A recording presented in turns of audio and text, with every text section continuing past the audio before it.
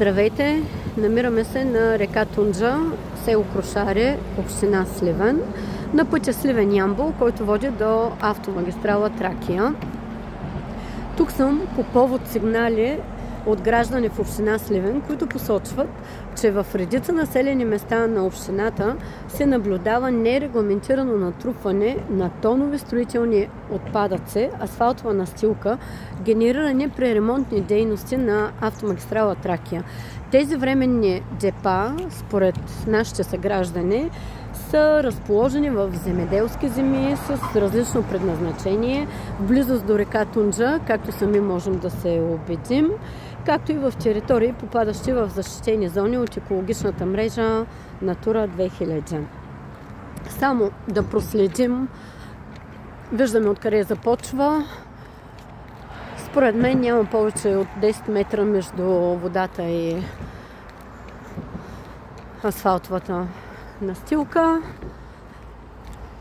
От тази страна на реката е същото положение, само няма как да се види от храстите. Да видим докъде стига това натрупване на тези строителни отпадъци от ремонтните дейности на автомагистрала Тракия. Ето тук положението е същото, съвсем близо до водата. Както мога да видя, е натрупано от двете страни.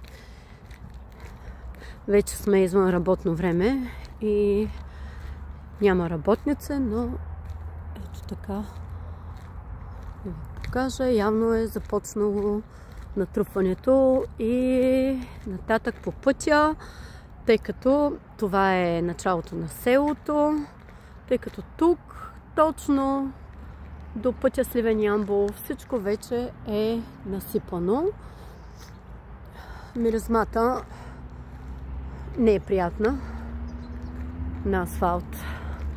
Това е за сега. Ще подготвим въпроси до министъра на околната среда и водите, за да видим има ли разрешение за тази дейност, кой е разрешил и така нататък. Благодаря ви! Здравейте! Съжалявам, че се включвам с второ видео по същата тема, но това, което открих, е ужасяващо.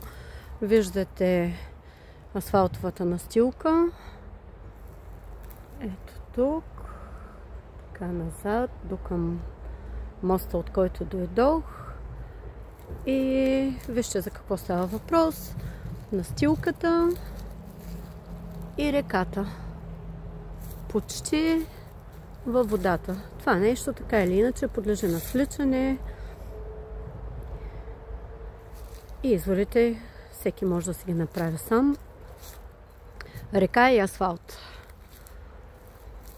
Това е.